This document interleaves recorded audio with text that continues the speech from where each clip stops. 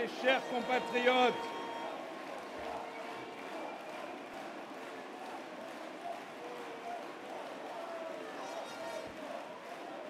chers compatriotes, mes amis, ils croyaient nous avoir torpillés, ils pensaient nous avoir abattus, et vous êtes là, plus de 15 000 venus de Paris, de toutes les régions de France, de tous les âges, de toutes les professions. Merci à tous les orateurs qui se sont exprimés. Vous avez vu le visage de la droite et du centre, ce visage de Florence Portelli, de Robin Reda, de Salim Assa, de Virginie Calmel. Vous avez vu s'exprimer François Baroin, Valérie Pécresse, Jean-Christophe Lagarde, qui portent la force du message de la droite et du centre pour le redressement national.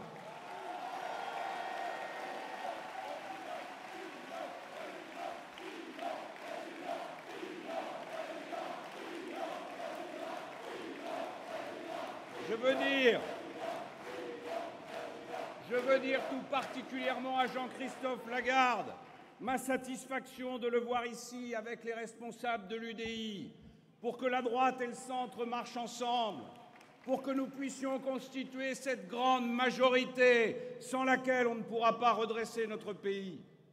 Et puis, je voudrais dire un immense merci à Alain Juppé. Je voudrais le saluer pour ce qu'il a fait pour la France, pour ce qu'il est, pour son amitié et pour sa présence aujourd'hui. Je vous demande de lui faire un triomphe.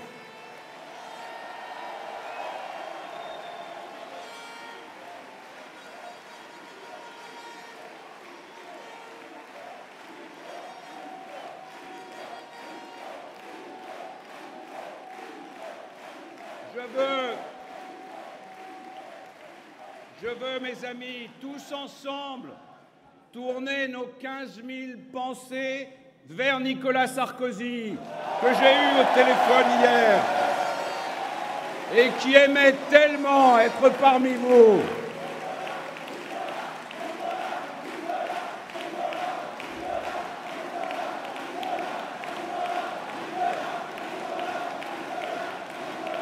Nous sommes rassemblés. Nous sommes unis dans les couleurs du bleu, du blanc et du rouge. Quelque chose de profond nous relie, quelque chose qui passe au milieu de nous comme un fluide, c'est l'instinct de la France. Votre mobilisation est extraordinaire. Elle me touche, mais elle me confère aussi des devoirs.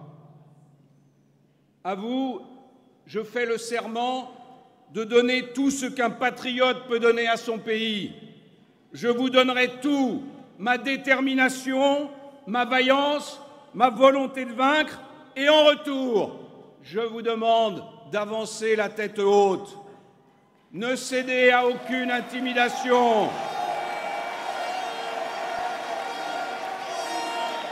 Ne lâchez aucune de vos valeurs.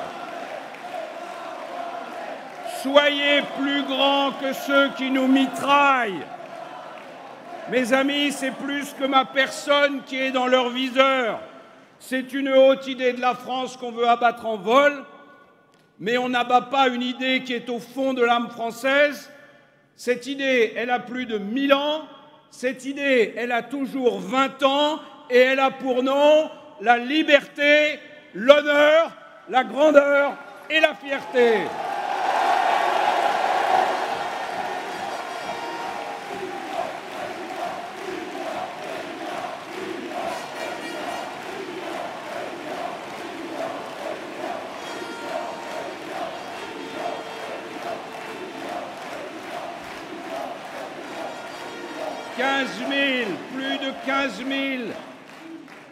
15 000 fiertés françaises que rien ne pourra arrêter. Il fallait, mes amis, cette démonstration de force pour faire entendre la voix des militants de la France. Il fallait cette voix puissante, votre voix, pour qu'elle se propage à travers tout le pays. Elle va amplifier la campagne que j'ai engagée. Elle va toucher ces millions de Français qui attendent le sursaut.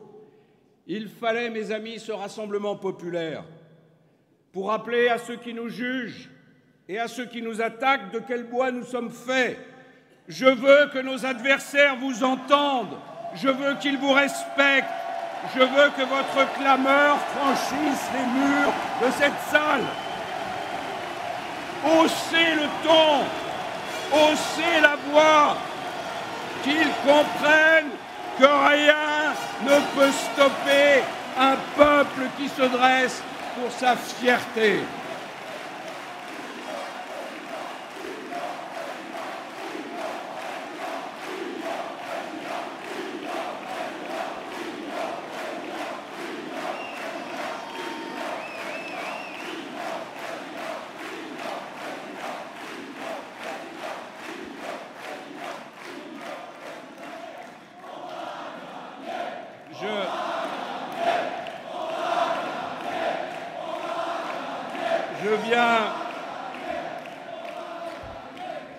Je viens de loin et on ne m'intimidera pas.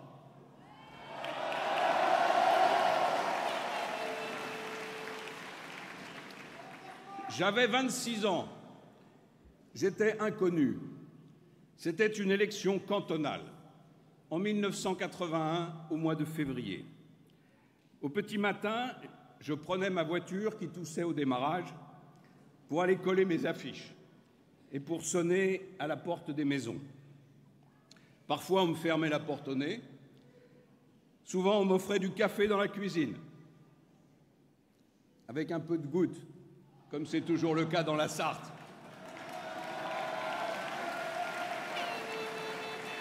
La politique, c'est un long chemin. C'est un chemin rude. Dès le début, Pénélope est à mes côtés.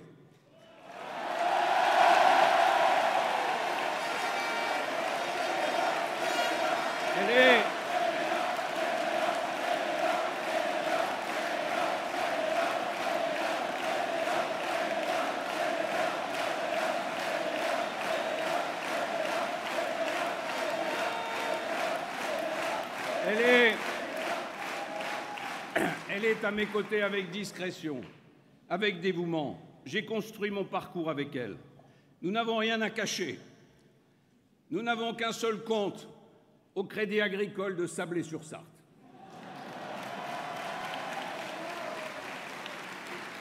À 3 mois de l'élection présidentielle, comme par hasard, on construit un scandale. À travers Pénélope, on cherche à me casser. Moi, je n'ai peur de rien. J'ai le cuir solide. Si on veut m'attaquer, qu'on m'attaque droit dans les yeux, mais qu'on laisse ma femme en dehors de ce débat politique.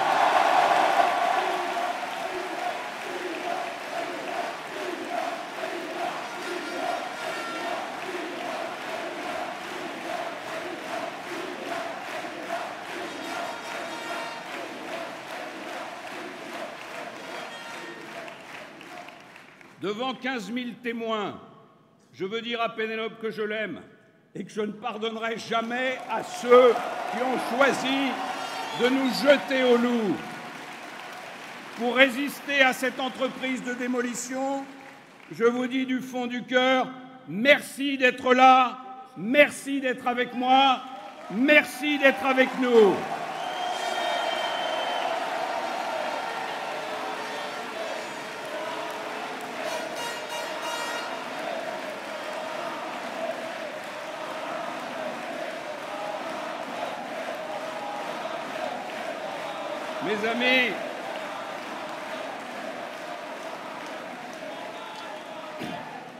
Mes amis, j'aime la France et j'aime les Français.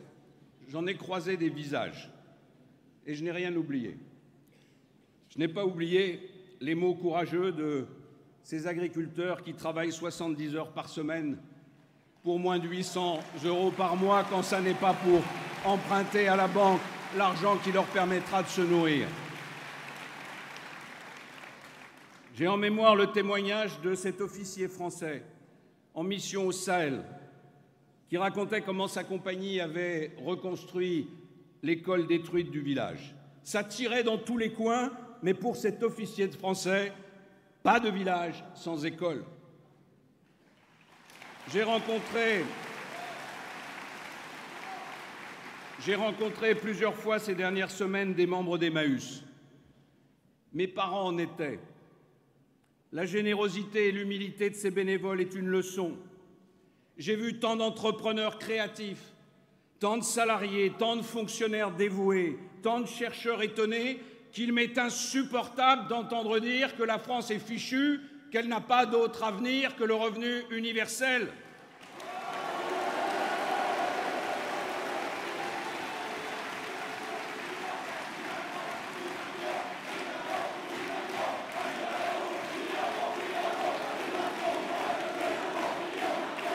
Le Vendée Globe,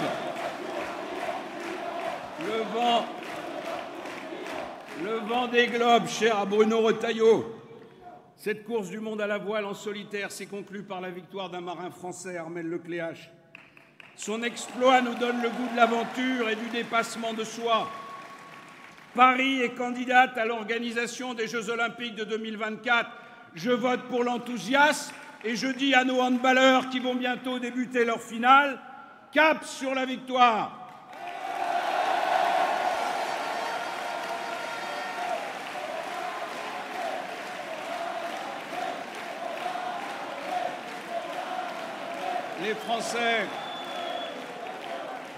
Les Français sont formidables. Et le jour où la bureaucratie arrêtera de les emmerder, ils le seront encore beaucoup plus.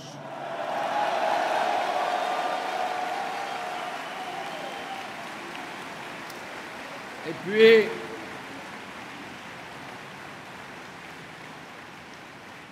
il y a eu sur mon chemin des instants qui ne s'oublient jamais, jamais. Le camp d'Auschwitz, aux côtés de Simone Veil. Nous étions tous les deux. Et Simone, qui m'avait pris par la main, me murmurait ce qu'elle avait vécu à 16 ans dans cet enfer. Je ne peux pas l'évoquer sans laisser monter l'immense émotion qui était en moi.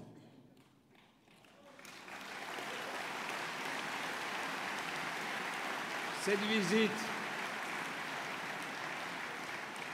visite aussi du cimetière de Verdun, parmi ces milliers de croix blanches, chaque croix porte un nom, chaque nom parle d'une vie donnée à la France. Les Français sont-ils prisonniers de leur mémoire? Non, ils ne le sont pas. Je veux bien au contraire qu'ils en soient les gardiens. Ils n'ont pas à rougir de leur histoire. Il n'y a pas à s'excuser d'avoir eu des héros et d'être depuis 1000 ans une grande nation qui inspire le monde.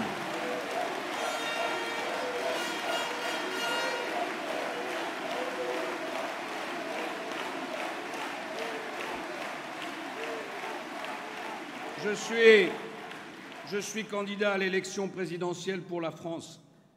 Je ne suis pas un produit marketing. Ma parole n'est pas soufflée par le microcosme. Elle me vient de tous les Français qui m'ont fait partager leurs difficultés et leurs espoirs. J'ai ressenti leur peur du déclassement. Je suis porté par leur énergie, par leur désir de justice. Je veux incarner la fierté d'une nation qui ne se laisse pas abattre. Je m'adresse à tous les Français. Il n'y a pas un peuple de droite contre un peuple de gauche. Il n'y a qu'un peuple, le peuple français, capable de toutes les grandeurs, à condition qu'on lui dise la vérité et qu'on lui fixe des buts clairs et justes.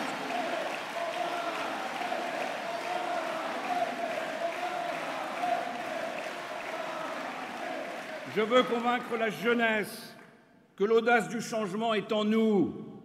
Elle n'est pas chez les défenseurs du système. Elle n'est pas chez ces utopistes qui rêvent l'impossible pour ne jamais avoir à construire le possible.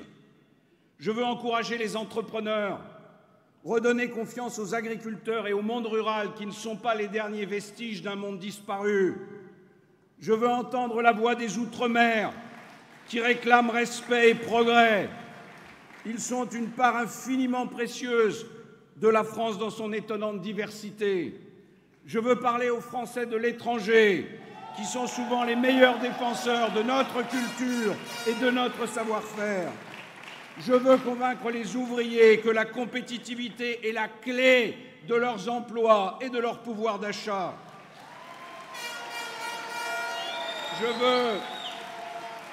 Je veux réveiller la vocation des fonctionnaires, des policiers, des enseignants, des infirmières qui servent le bien public.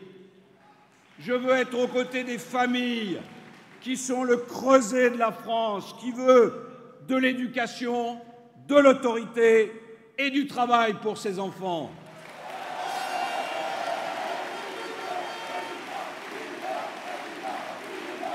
Je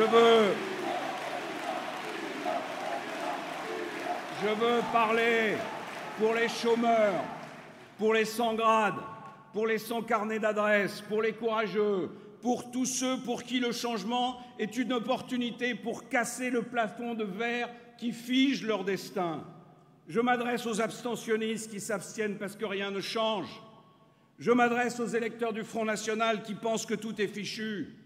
Je m'adresse aux électeurs socialistes qui se mordent les doigts. Je veux convaincre et je veux rassembler.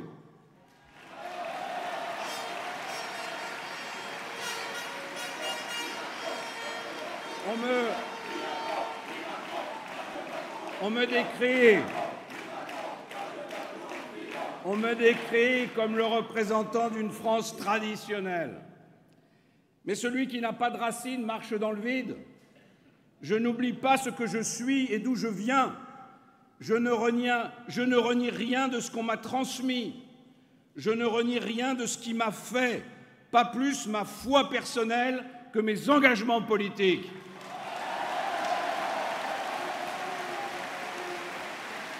Mais je sais aussi que nous aurons besoin de tout le monde, qu'il me faudra être au service de tous, et croyez-moi, j'y suis prêt.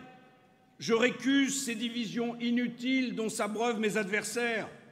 N'opposons pas les riches aux pauvres, les entrepreneurs aux ouvriers, les croyants aux agnostiques, ceux qui ont choisi la France et ceux qui l'ont reçue en héritage. Je veux qu'on sache qu'une seule chose compte pour moi, sans considération d'origine, d'opinion, de religion, le désir de servir et de rendre à la France tout ce que nous avons reçu d'elle.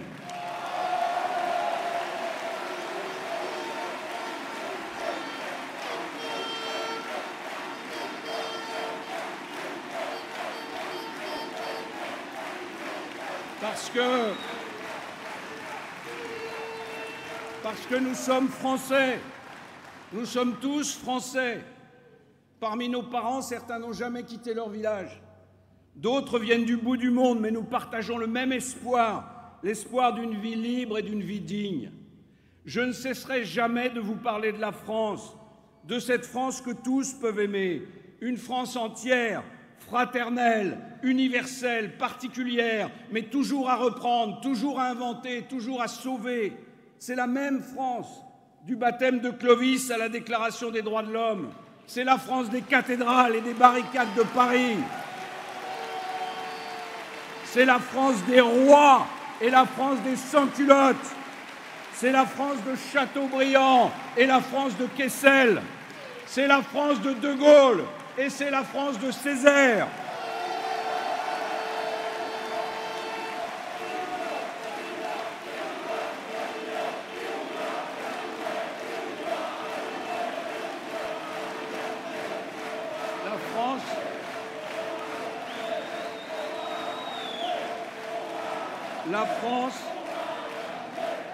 La France, mes amis, la France ne nous demande rien, mais nous lui devons tout. Pour la servir, nous aurons besoin de courage, nous aurons besoin de volonté, nous aurons besoin d'amitié, et rien de cela ne nous manque. Les défis que nous allons devoir affronter sont immenses. Que voyons-nous autour de nous? D'abord un pays défait, profondément défait, dans son image et dans l'estime qu'il a de lui-même. Nous voyons un pays plongé dans une crise morale sans précédent. Nous voyons un pays sans chef. Nous voyons un pays rongé par le chômage, la précarité, accablé par une dette insoutenable. Un pays où l'on n'investit plus, un pays où l'on imagine à reculons. Nous voyons une classe politique effrayés à l'idée d'affronter le monde nouveau. C'est la révolution numérique qui va remodeler en profondeur nos sociétés, nos manières de vivre.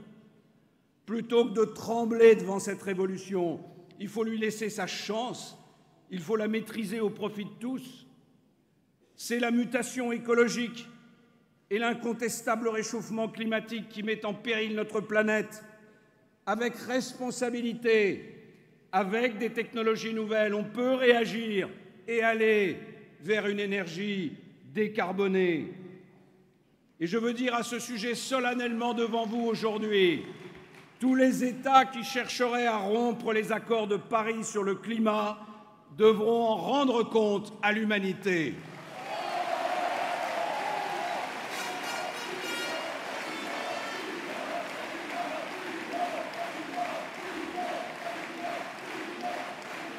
Autour de nous, c'est aussi la pression d'un islam radical, expansionniste, qui défie notre civilisation. Ces fanatiques sont cruels. Leurs projets macabres nous rappellent ce que nous avions oublié. Nous avons des valeurs, et quand on a des valeurs, on les défend. Et puis il y a l'Amérique de M. Trump, qui, semble-t-il, a décidé de faire céder quiconque ne se plierait pas à ses intérêts. Les Américains sont nos alliés, ce sont nos amis, mais la France n'est la vassale de personne et il est grand temps que l'Europe se réveille pour redevenir une puissance indépendante et souveraine.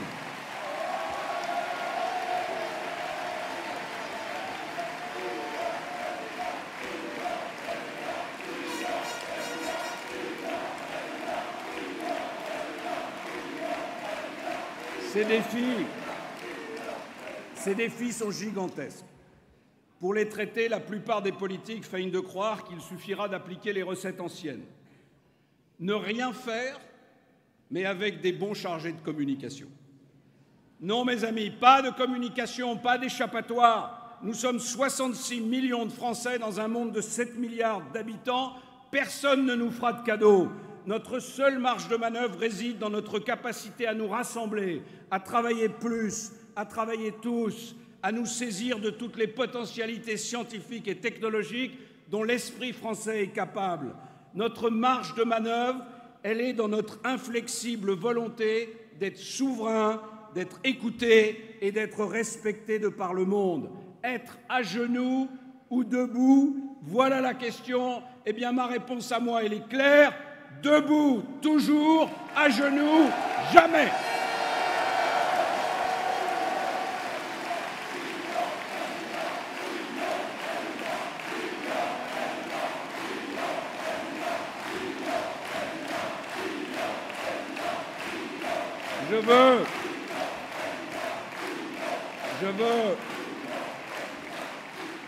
Je veux avec vous faire de la France une puissance gagnante. Je veux avec vous faire de la France la première puissance européenne d'ici 10 ans. Nous allons faire ce que nous n'osons pas faire depuis trop longtemps. Nous allons faire confiance à l'énergie française. Nous allons nous détacher de cette chape de plomb idéologique qui a piétiné le goût du travail, qui a piétiné la récompense du mérite, qui a piétiné ce qu'il y a de plus lumineux en nous, la liberté. Parce que la liberté, c'est le carburant des sociétés vivantes. Le temps est passé où l'État pouvait diriger le pays comme on le fait d'un régiment. Le devoir de l'État, c'est aujourd'hui de rendre les choses possibles, ce qui est très différent. Le monde vertical d'autrefois disparaît sous nos yeux. Un monde nouveau se dessine, fait de 1000 initiatives. Un monde où d'autres solidarités apparaissent. Un monde où la créativité est décisive. Si nombre de jeunes, d'étudiants, d'entrepreneurs, d'artisans baissent les bras ou s'expatrient, c'est parce qu'ils sentent que la France des rentes et des structures ne les aime pas et ne les comprend pas. C'est à cela que nous allons mettre fin ensemble. Nous allons faire de notre pays celui de l'audace plutôt que celui de la bureaucratie. Le pays qui investit dans l'avenir plutôt que d'étouffer sous la dette. Le pays du dialogue social plutôt que celui des oukases syndicaux.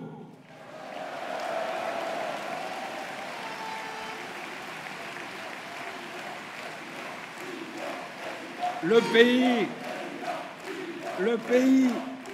pays des initiatives plutôt que des circulaires, d'une société où tout est nivelé, tout est figé au nom d'un mirabilisme mou, nous passerons à une société d'engagés et d'engagement.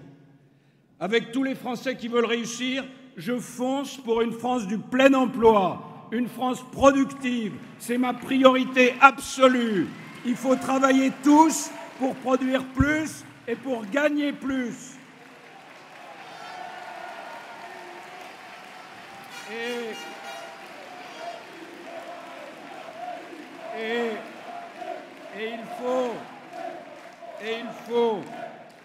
Et il faut en parallèle remettre nos finances publiques en ordre afin de mettre un terme au cercle vicieux, toujours plus de dépenses, donc toujours plus de déficit, donc toujours plus d'impôts et de charges. Je baisserai massivement les charges qui pèsent sur le coût du travail et sur la feuille de paie des Français. Le gain pour les salariés sera d'au moins 250 € par an et de plus de 500 € pour les couples qui travaillent. Je généraliserai la participation avec une priorité pour les salariés des petites entreprises. Je sortirai des 35 heures, sans démagogie, sans diktat, puisque je donnerai aux entreprises la liberté de négocier avec leurs salariés. Je généraliserai l'apprentissage qui doit devenir la première voie d'accès à l'emploi pour les jeunes.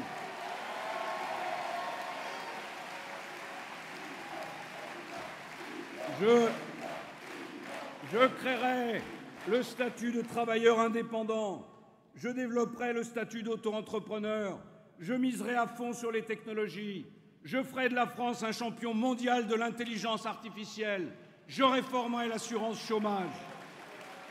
Oui, je veux libérer tous les secteurs qui ont été bloqués par le matraquage réglementaire et fiscal, l'agriculture, l'industrie, les services, la construction. Oui, mes amis, nous allons effectuer une marche de fond pour améliorer tous les facteurs de production, du travail à l'innovation, en passant par le financement. Oui, je veux plus de confiance dans ceux qui font tourner les moteurs de l'économie nationale.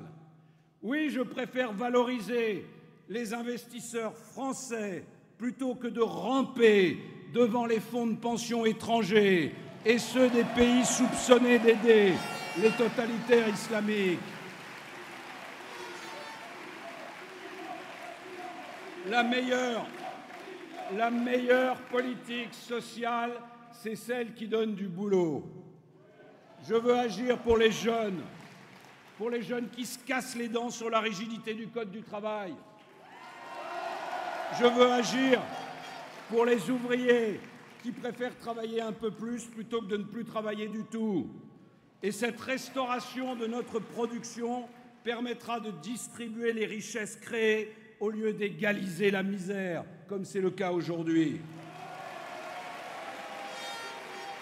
Mais tout cela ne marche que si l'État, en parallèle, fait des efforts d'organisation et de gestion. Salariés, indépendants, fonctionnaires, en réalité, on est tous sur la même barque, sur le même navire. Pour le remettre à flot, il faut s'y mettre ensemble. Je veux moderniser les fonctions publiques pour les rendre plus efficaces et pour améliorer leurs conditions de travail.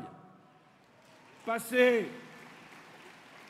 progressivement nos fonctions publiques à 39 heures pour qu'elles soient plus efficaces au service des Français, c'est raisonnable et c'est du bon sens.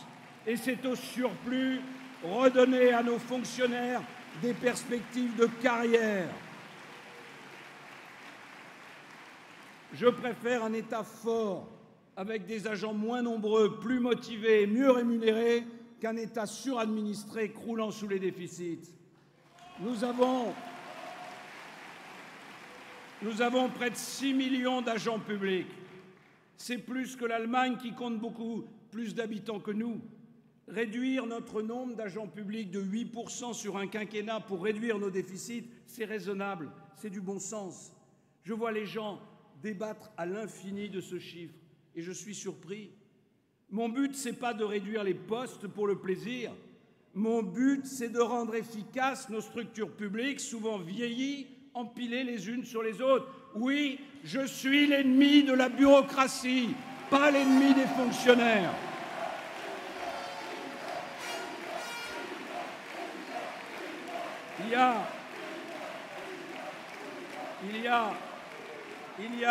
Il y a peu de tâches aussi nobles que celles du professeur, de l'infirmière, du magistrat, du soldat, du policier. Je respecte tous ceux qui ont voulu, lorsqu'ils étaient jeunes, que l'intérêt public leur serve de boussole. C'est aussi à eux que je pense. Le discrédit de l'État bureaucratique rejaillit sur eux et c'est profondément injuste. Eh bien, nous allons leur rendre leur fierté.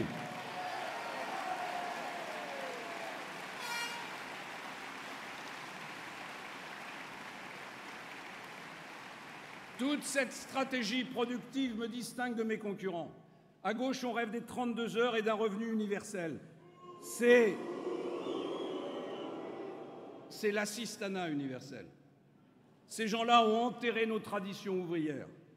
Ils n'ont jamais mis les pieds dans une entreprise agricole ou dans une start-up. Sont-ils déjà allés voir ce qu'il en était dans la Silicon Valley? J'en doute. Face au camp de l'anesthésie, je suis le candidat du travail et du pouvoir d'achat, parce qu'un pays qui travaille plus gagne plus.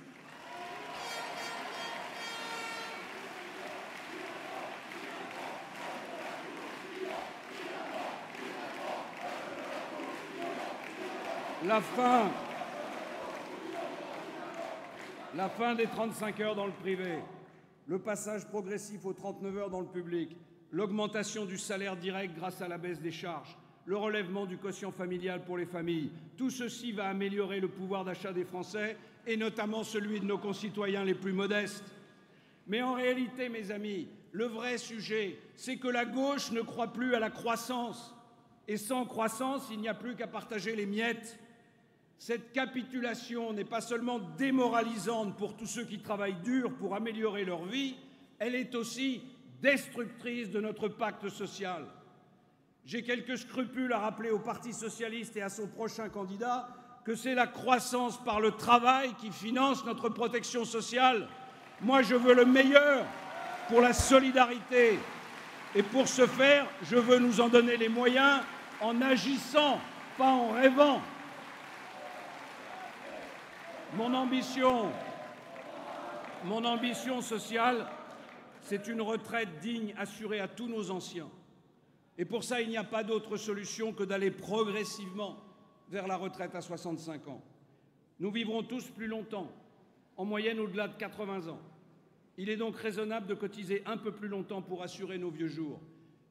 Mais il n'est pas possible qu'en France, nos anciens les plus modestes en soient à renoncer à leur repas pour payer leurs factures. Mon gouvernement avait fait beaucoup pour les petites retraites, celui de François Hollande n'a rien fait. Eh bien moi, je poursuivrai l'effort avec une revalorisation de plus de 300 € par an pour les pensions de moins de 1 000 € et d'au moins 600 € pour les pensions de réversion.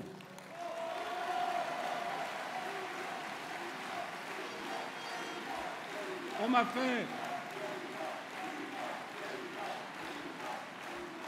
fait le procès de vouloir mettre à mal notre assurance maladie et notre système de soins. C'est faux. Je veux une santé de qualité accessible à tous. Mais ce que je dénonce, c'est la langue de bois de ceux qui se fichent des déserts médicaux, qui se fichent des pathologies non remboursées, qui se fichent des urgences débordées, qui se fichent de savoir que les personnels médicaux sont à bout, qui se fichent de savoir que la médecine libérale en a marre d'être maltraitée et qui se fichent des déficits.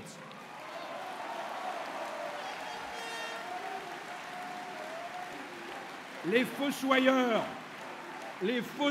de la sécurité sociale sont justement ceux qui s'opposent à toute réforme, tout comme d'ailleurs les fossoyeurs de l'emploi sont ceux qui ne veulent pas toucher à la durée du travail ou à son coût. Moi, je veux une santé pour tous, je veux une santé capable de répondre au vieillissement de la population et au prix croissant des nouveaux médicaments. Et pour cela, j'agirai en concertation avec les professionnels de la santé. Mais je vous le dis, moi, je ne veux pas moins de sécurité sociale pour les Français, je veux plus de sécurité sociale pour les Français.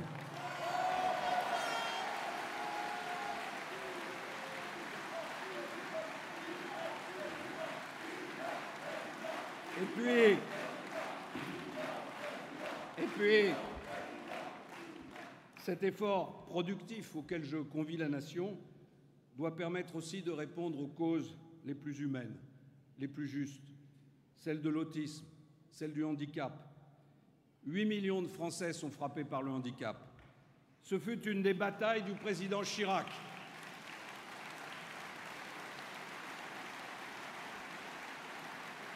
Et oui, en cet instant, je pense au président Chirac, à ce qu'il a fait pour notre pays, pour notre famille politique. Et je tourne vos applaudissements vers lui, parce qu'il les entendra.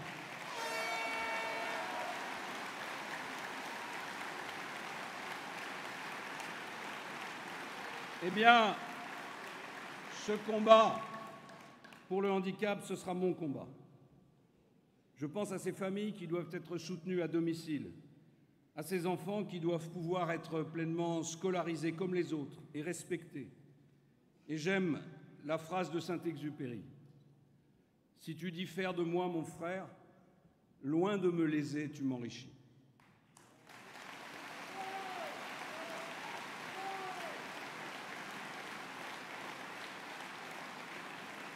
Nous venons de célébrer l'anniversaire de la mort de l'abbé Pierre. Et on ne peut pas ne pas se poser la question, est-ce que nous sommes au rendez-vous de son appel de l'hiver 1954 ? La pauvreté continue de s'étendre, le chômage fait ses ravages. J'ai rencontré beaucoup d'associations. Leur message a presque toujours été le même. Nous avons besoin de clarté parce que le système est trop bureaucratisé.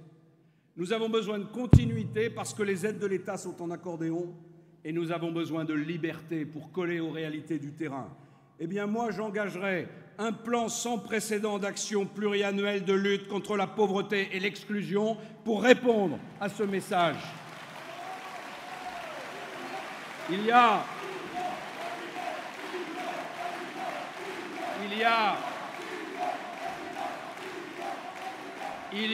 une loi de programmation pour la défense. Eh bien, il y aura une loi de programmation pour la guerre contre la pauvreté.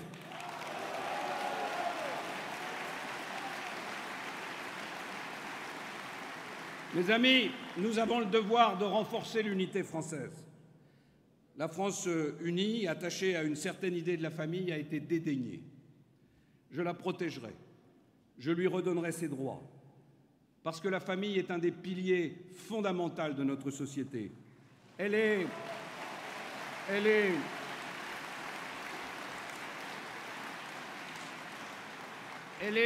le premier cercle de la tendresse. Elle n'est pas le laboratoire d'un État qui prétend prendre la place du papa ou de la maman. Je relèverai le quotient familial, je favoriserai les donations aux enfants et je protégerai les droits de l'enfant.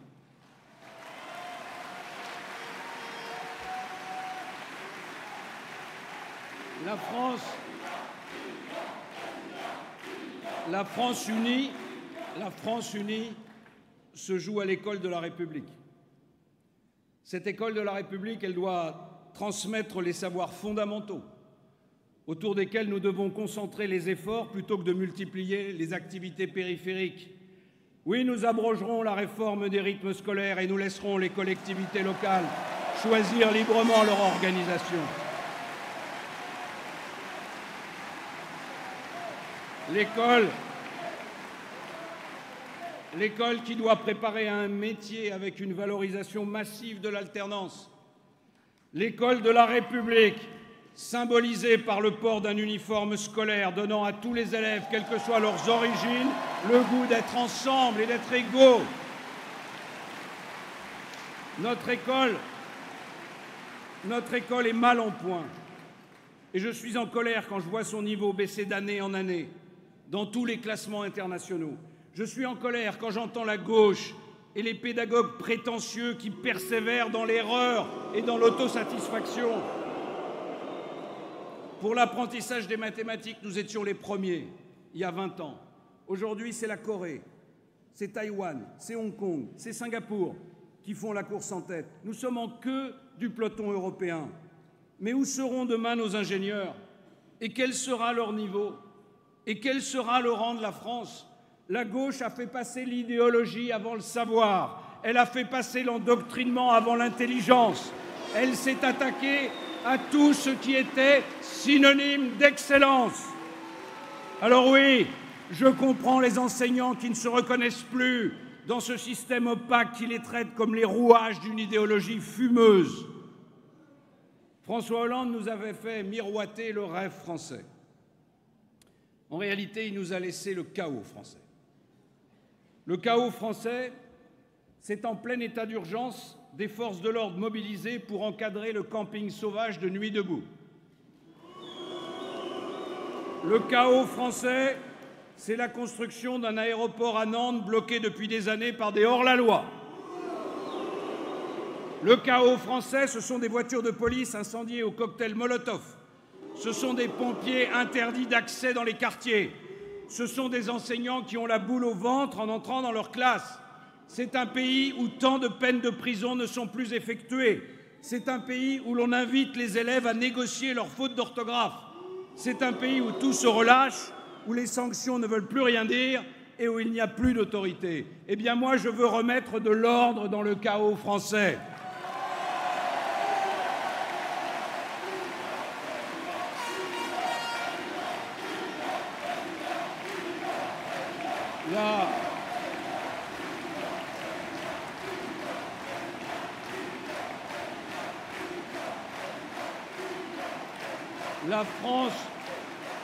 La France unie exige l'autorité de l'État, elle exige l'autorité de la loi, elle exige la nécessité de l'ordre. Il faut mettre les mots sur les actes. Et je rappelle ce que j'ai déjà dit parce qu'il faut bien que ceux qui se jouent des lois l'entendent 5 sur 5. Un délinquant, ça n'est pas un mineur qui se cherche, c'est un délinquant. Un criminel, ça n'est pas une victime de la société, c'est un criminel. La sécurité doit être partout et pour tous, avec des forces de l'ordre modernisées et avec une justice ferme et rapide. Oui, je veux rétablir les peines planchers pour les récidivistes. Un délit, une sanction, voilà la règle qui doit être parfaitement claire pour les délinquants. Mes amis, la France unie, ça n'est pas non plus une addition de communautés et de clans. Nous avons une identité, nous avons des coutumes, nous avons une culture, nous avons un drapeau. Le repli communautarisme est un danger.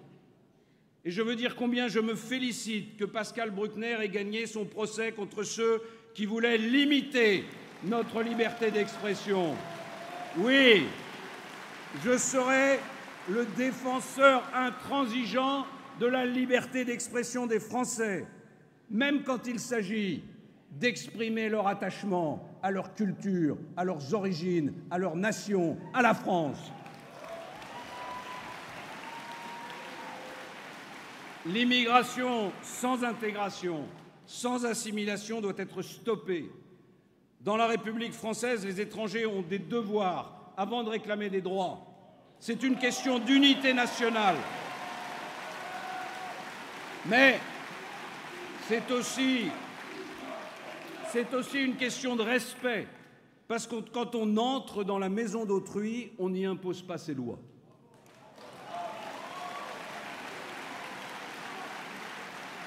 Je veux réduire l'immigration à un strict minimum en l'organisant par quotas en fonction de nos besoins économiques et de notre capacité d'intégration. Et à tous ceux que nous avons choisi d'accueillir, je veux que nous disions avec précision et avec clarté ce que nous attendons d'eux, qu'ils exercent un travail, qu'ils s'approprient notre langue et qu'ils respectent nos règles communes.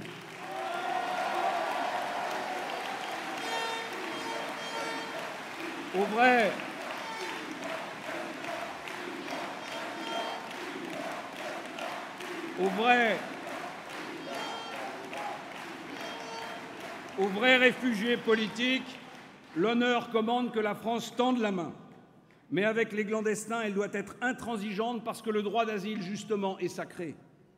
Je veux que nous mettions les États d'origine en face de leurs responsabilités pour qu'ils prennent leur part de la maîtrise des flux migratoires et qu'ils s'impliquent dans le retour de leurs ressortissants.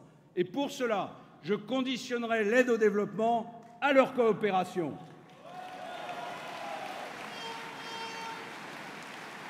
L'islam radical mine nos concitoyens musulmans. Il les infiltre, il les prend en otage.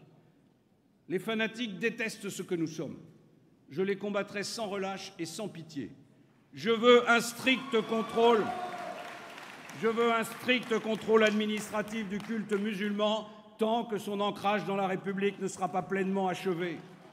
Je veux la dissolution immédiate de tous les mouvements qui se réclament du salafisme ou des frères musulmans.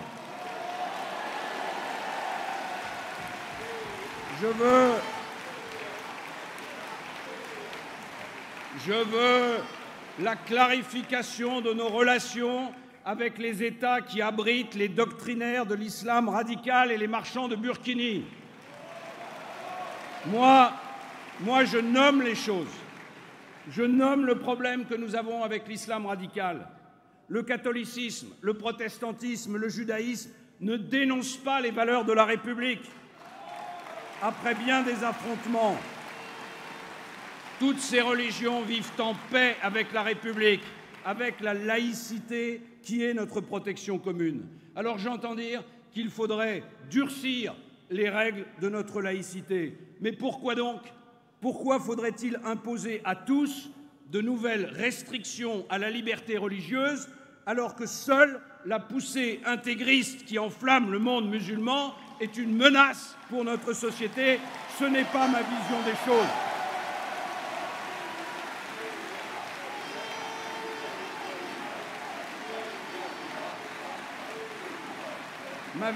choses. Ma vision des choses est très claire. La religion musulmane doit accepter sans condition ce que toutes les autres religions ont accepté par le passé. Je prendrai mes responsabilités, mais il faut aussi que nos concitoyens musulmans se soulèvent contre ceux qui instrumentalisent leur foi. C'est une bataille idéologique et c'est une bataille spirituelle que nous devons mener ensemble. Je dis spirituelle parce que ce n'est pas en évacuant toute transcendance qu'on peut combattre la croyance ravageuse des fanatiques. Et ce n'est pas en laissant tomber lâchement les chrétiens d'Orient qu'on créera les conditions de la paix en Orient.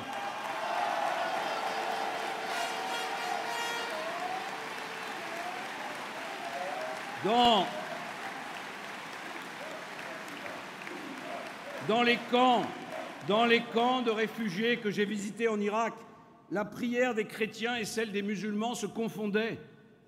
Il n'y a aucune honte à se dire chrétien, il n'y a aucune honte à se dire musulman, il n'y a aucune honte à se dire athée ou agnostique. Ce qui importe, c'est le respect de la loi et le respect de la France.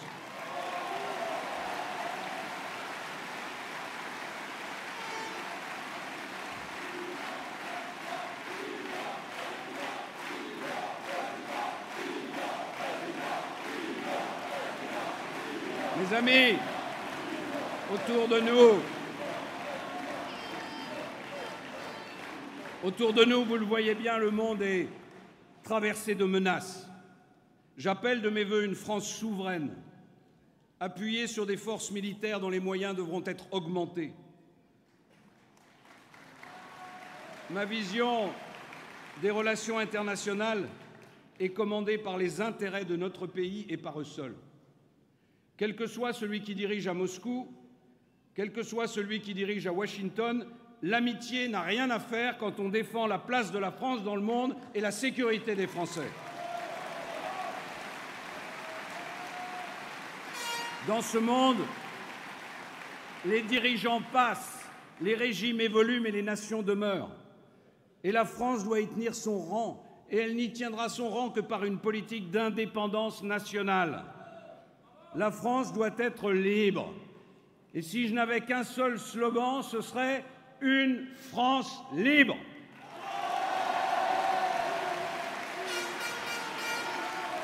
Une France libre.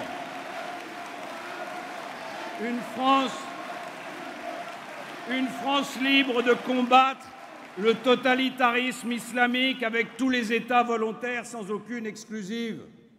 Une France libre de dire non aux États-Unis quand ils veulent imposer leurs lois au mépris du droit international à nos entreprises. Une France libre de parler avec franchise avec la Russie. Oui, le président russe a commis des fautes, et ces fautes ne sont pas excusables. Mais il ne finance pas les djihadistes qui tuent nos enfants, et il ne nourrit pas le projet d'imposer la charia au reste du monde dans un califat de cauchemar.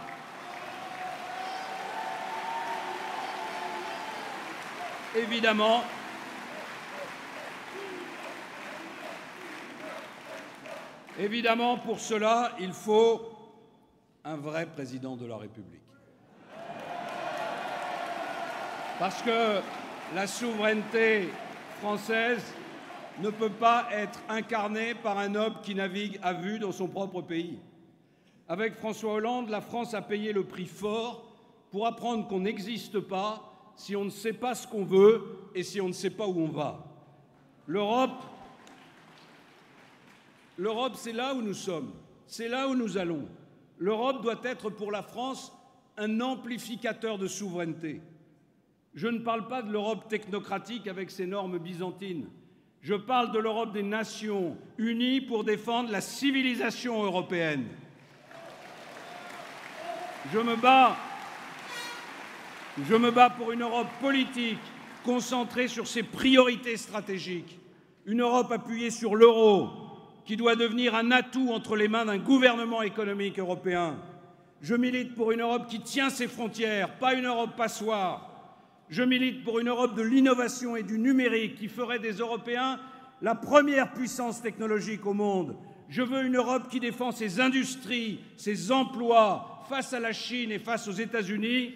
Oui, je défendrai la préférence européenne pour nos industries, pour nos services et pour nos emplois.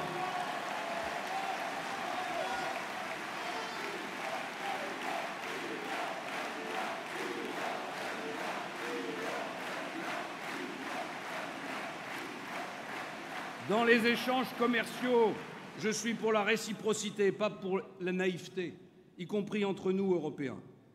Et je veux dire à ce sujet que la directive sur les travailleurs détachés a installé un véritable dumping social dans nos nations. Pour moi, dans un pays, pour un travail égal, le salaire doit être égal et les cotisations sociales aussi. Si je suis élu, je renégocierai de fond en comble la directive sur les travailleurs détachés pour en faire respecter le principe.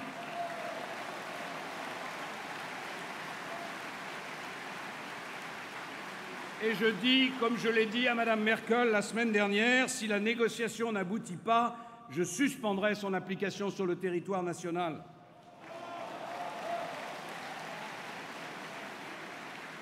Je veux aussi que nous donnions sa force à l'Europe de la culture. J'ai lancé l'idée d'un grand musée à Strasbourg, exposant les chefs-d'œuvre européens, parce que la culture irrigue la vie et que l'Europe a justement besoin de la vie.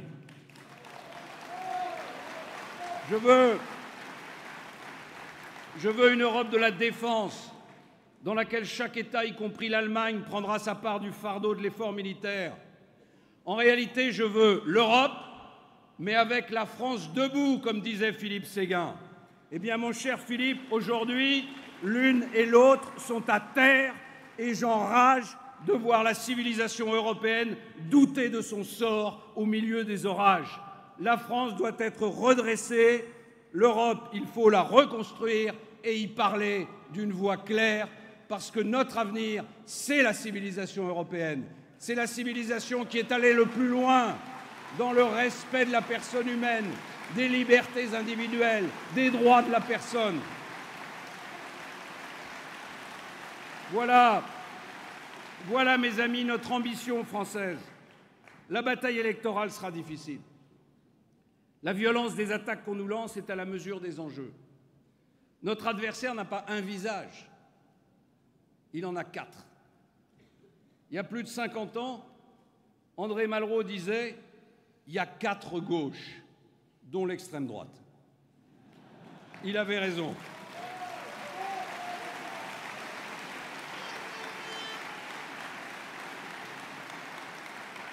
Il avait raison et nous y sommes. La gauche numéro 1, la gauche pure et dure, rouge de chez rouge, on la connaît. C'est Mélenchon, le Fidel Castro de YouTube. La gauche numéro 2, on la connaît aussi. C'est la gauche socialiste. C'est tout l'équipage des naufragés du Titanic hollandais qui viennent de s'entre-dévorer sur le radeau de la Méduse des primaires.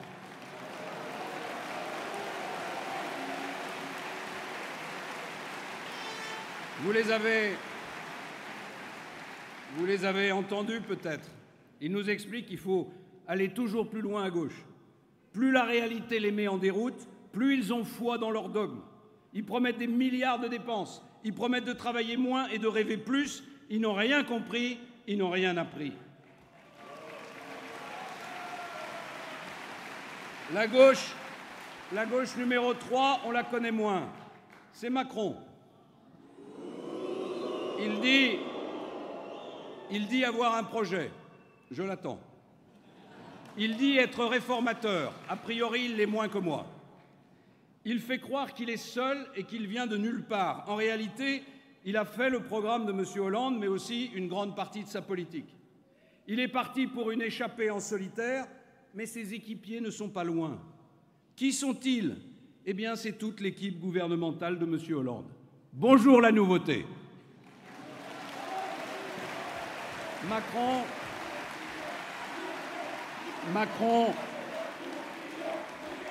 Macron, c'est le sortant. Macron, c'est le bilan de Hollande. Et Macron, c'est surtout le prototype des élites qui ne connaissent pas grand-chose à la réalité profonde de notre pays. Et puis, il y a la gauche numéro 4. C'est le Front National.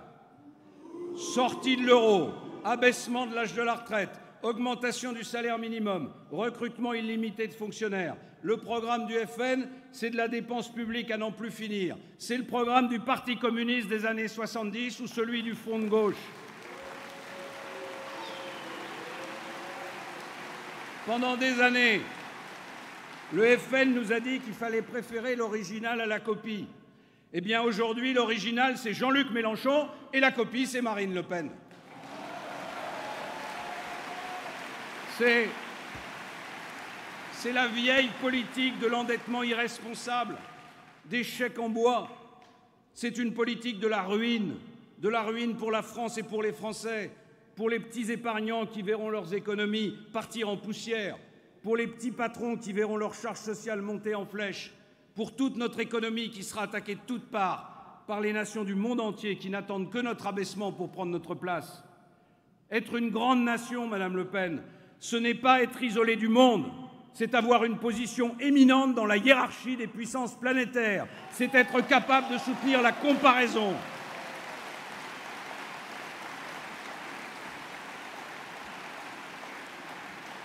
Le Front National refuse toute comparaison et toute compétition. Mais l'histoire du monde est un combat. Et faire cavalier seul, c'est la garantie de descendre en deuxième division. Je ne veux pas d'une France en deuxième division.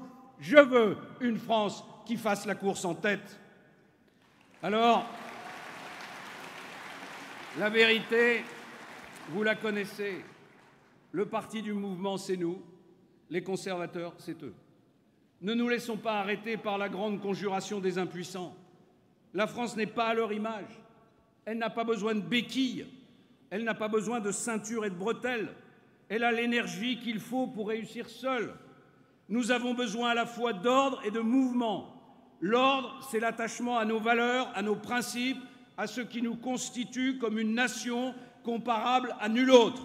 Le mouvement, c'est l'opportunité de créer, de jouir des fruits de son travail, d'innover, d'inventer des façons d'agir et de s'organiser. Oui, je veux une société de nouvelles libertés, où chacun dans son entreprise, son administration, son association, se sentira davantage maître de sa vie et plus utile pour les autres. Vous voyez,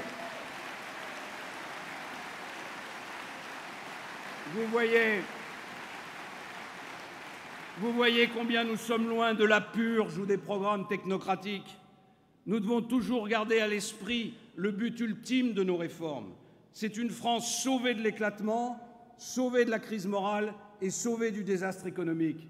C'est une France qui respire l'initiative, qui retrouve sa voix et son image. C'est une France qui, s'étant réconciliée avec elle-même, réconciliera tous les Français. Alors bien sûr, je m'attendais à voir monter en ligne les spécialistes de l'enfumage. Mais les Français connaissent la réalité. Ils savent qu'au fil des années, des abandons, des compromis, cette réalité est devenue inacceptable. La France qui nous a été léguée, celle que nous avons le devoir de transmettre, ça n'est ni un musée de l'histoire, ni une agence de droit. C'est une tradition du mouvement, de la conquête. C'est la langue même de l'esprit et de la liberté. Nous sommes tous invités à parler cette langue. On disait autrefois « franc de nom, franc de nature ». Nous sommes le pays qui rend libre dans un monde où le plus souvent cette liberté n'a plus cours. C'est notre honneur. D'où qu'il vienne, chaque Français détient une partie de cet honneur-là. Alors mes amis, maintenant,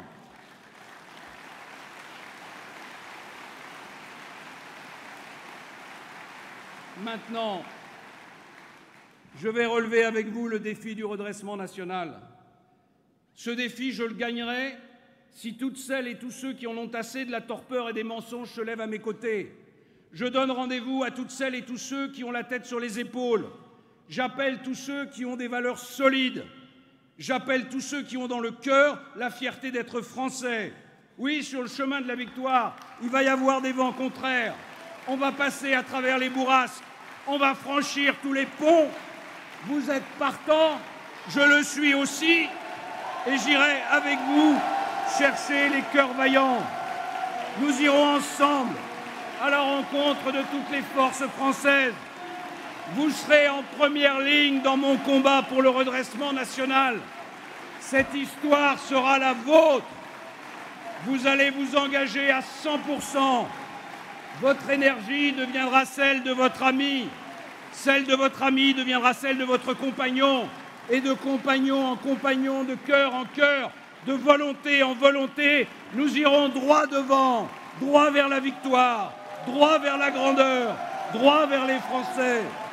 Et nous les entraînerons, nous les emmènerons.